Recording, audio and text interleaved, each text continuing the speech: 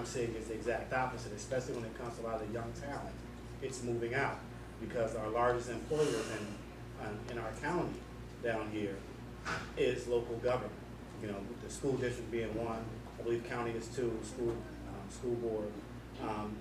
What I'm concerned about is what if any conversation is going on that's going to help bring in new business or help people to start their own businesses, because working in finance and housing, what I'm watching is I'm watching people that are dying on the vine because they just don't have the money any longer, period.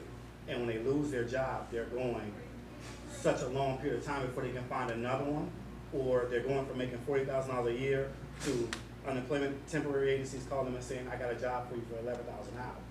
So what conversations, if any, are being held that are going to say, let's help keep the young talent in the state of Florida so that they don't move back to Chicago or to New York and so on and so forth?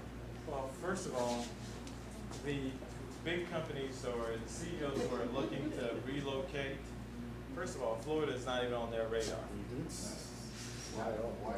Why is that? I mean, the company I used to work for actually left Florida. Actually, two healthcare companies left Florida and moved to Kentucky within the last 3 years. Yes. For my company, the workforce is the talent that they have. Not saying that you guys are all wonderful people, but like if you compare this area compared to like the Silicon Valley or New York or Chicago or something, you can't really compare. So that means like y'all want to start talking about education. Yes and no. Yes and no.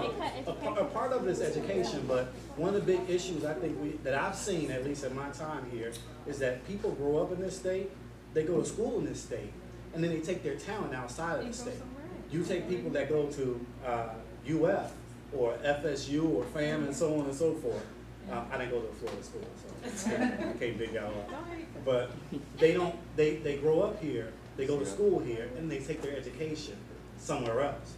And I think that's not always true. But what I'm saying is, I see enough of it for it to be a problem where they come here and they don't feel like they can make the money that they can make somewhere else.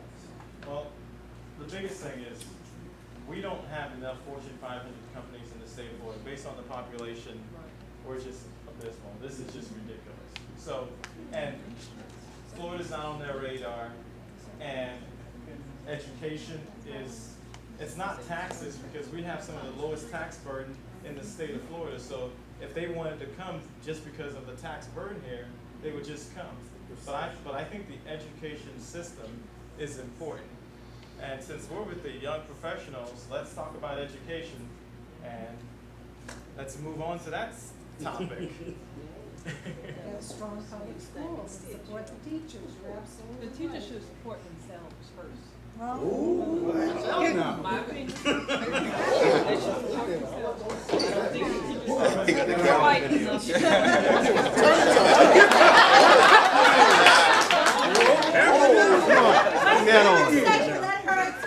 Explain yourself. Camaraderie-wise and not necessarily financial based. I don't think she means Support, go to school board meetings. They should be outspoken, say something. It's just not, they let a lot of things go by. I don't know if it's because of those contracts. I don't know, they can't, the union, they let the unions fight the battles. But they should support the unions and be there to fight. Teachers, go home. And I have a lot of teacher friends and family members, and I see it every day. Well, Florida has a very poor education system, and a lot of, especially young African Americans, they went into the education system not because they wanted to help, because they thought it was a secure job or contract. But now that those things are being taken away, they want to fight. There's an influx of really poor teachers, and that's just a fact. I have a middle schooler, there's a teacher that hit a student, she's still there this year. So there are bad teachers. If that's something that you want to do, that's your career choice, you know the money's not there, times are changing, you do it because your heart's in it, and we'll have better teachers. So that's mine. Now, what if we decided, what if I told you that you're moving to a new area, and I tell you that you can only shop at Winn-Dixie, and that's the only place that you can go and get your groceries, how would you feel? It is.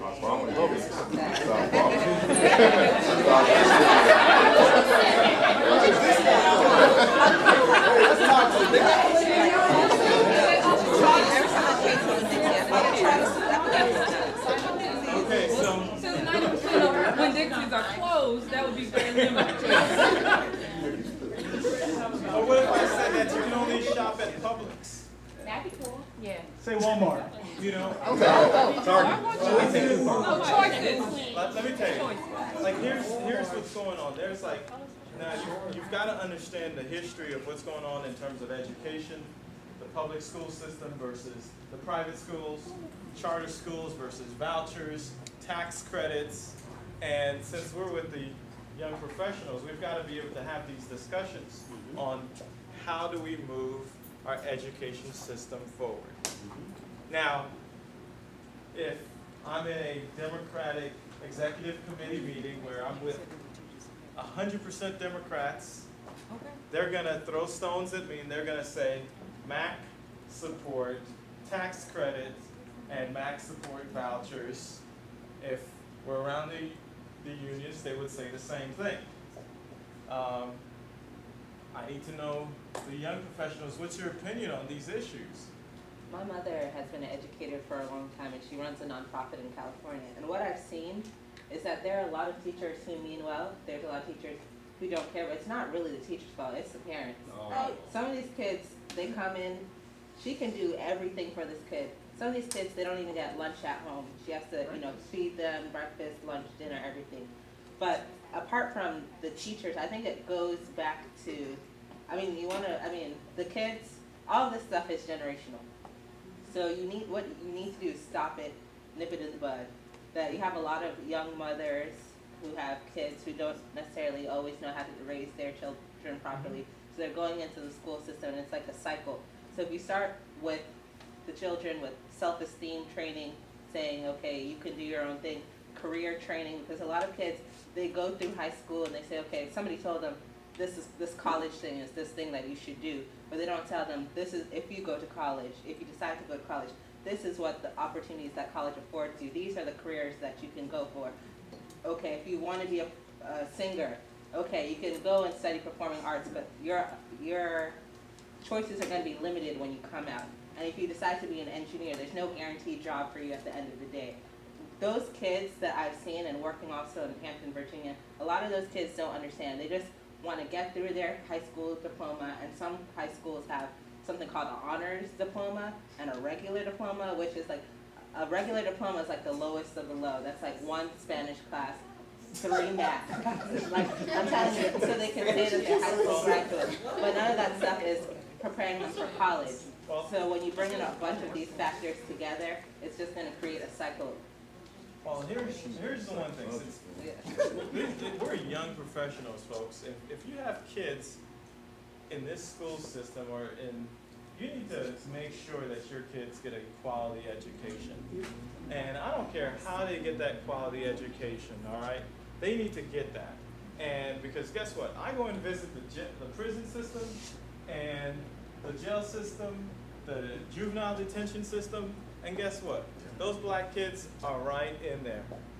That's, there's a brain drain that is taking place. They're right in there. And so we've got to do something about this education system, and we've got to start early, early. Well, they're cutting all the programs.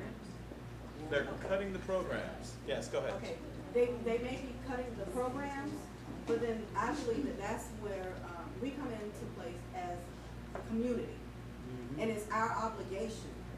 I can't sit back and wait on a program or funding from the government in order to make sure that children in my community are properly educated. And I will say, I'm a product of Palm Beach County school system. Me too. A proud product, and I believe I got a high quality education, but it was only because my parents were an integral part of ensuring, number one, that I attended school, that I was prepared when I went, and that whatever it was that I needed to have in order to be successful in an environment, I did it. And I think the basis really was because I attended a community school in education.